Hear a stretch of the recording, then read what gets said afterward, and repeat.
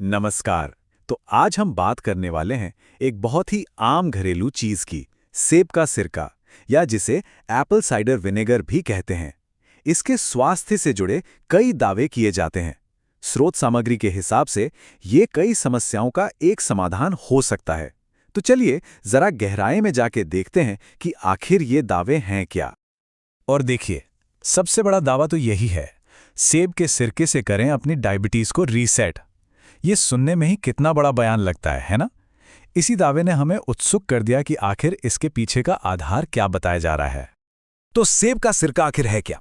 देखिए, इसे एक प्राकृतिक उपचार के तौर पर पेश किया जाता है, जिसका मेन काम बताया गया है ब्लड शुगर को कंट्रोल करना और हमारी ओवरऑल हेल्थ को बेहतर बनाना। मतलब एक आसान और नेचुरल सॉल्यूशन।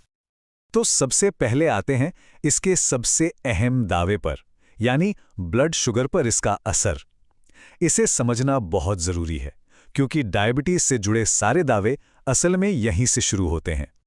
तो सवाल यह है कि ये काम कैसे करता है?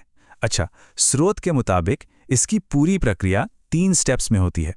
पहला, ये ग्लूकोज स्पाइक्स को कम करता है। मतलब जब हम कुछ खाते हैं तो खून में जो शुगर का लेवल अचानक से ऊपर जाता है, ये उसे रोकता है।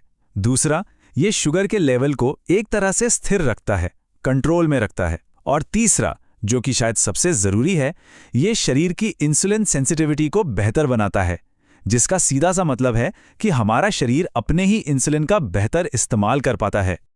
लेकिन कहानी सिर्फ ब्लड शुगर पर ही खत्म नहीं होती। बताया जाता है कि इसका असर हमारे मेटाबॉलिज्म और वजन पर भी पड़ता है। चलिए देखते हैं कैसे। तो दावा यह है कि सेब का सिरका मेटाबॉलिज्म को तेज करता है, उसे एक बूस्ट देता है। और जब मेटाबॉलिज्म तेज होता है तो हमारा शरीर कैलोरी को ज्यादा तेजी से और अच्छे से जलाता है। और इस तेज मेटाबॉलिज्म का सीधा नतीजा क्या होगा? जाहिर है, फैट बर्निंग। स्रोत के अनुसार ये शरीर की फैट बर्न करने की क्षमता को बढ़ाता है। तो ये एक सीधी सी चेन है। मेटाबॉलिज्म तेज हुआ तो फैट भी ज्यादा बर्न हुआ। तो अब सोचिए, जब मेटाबॉलिज्म भी तेज हो रहा है और फैट बर्निंग भी बढ़ रही है, तो इसका सीधा असर वजन पर पड़ेगा। इसीलिए इसे वजन घटाने में एक प्रमुख सहायक के तौर पर पेश किया जाता है। जो लोग नेचुरल तरीके ढूंढते हैं, उनके लिए ये एक बहुत आकर्षक विकल्प बन जाता है। तो हमने ब्लड शुगर और वजन की बात कर ली, पर फायदों की लिस्ट भाई यहीं खत्म नहीं होती। अब एक नज़र डालते हैं कि हमारी पूरी सेहत पर, मतलब ओवरऑल हेल्थ पर इसके क्या-क्या प्रभाव बताए गए हैं। ये टेबल बाकी फायदों को 3 हिस्सों में दिखाती है। सबसे पहले है पाचन स्वास्थ्य, यानी डाइजेस्टिव हेल्थ। दावा है कि ये पाचन को और हमारी आंतों की सेहत को सुधारता है। फिर आती है शारीरिक ऊर्जा की बात। कहा जाता है कि ये शरीर को नेचुरली डिटॉक्स करता है, मतलब अंदर से सफाई में मदद करता है, जिससे एनर्जी और इम्यूनिटी दोनों को बूस्ट मिलता है। और आखिर में आंतरिक स्वास्थ्य। स्रोत के अनुसार ये कोलेस्ट्रॉल को बैलेंस करने में मदद करता है और साथ ही हमारे दिल और लिवर को भी सपोर्ट देता है। वाह, काफी सारी बातें हो गईं।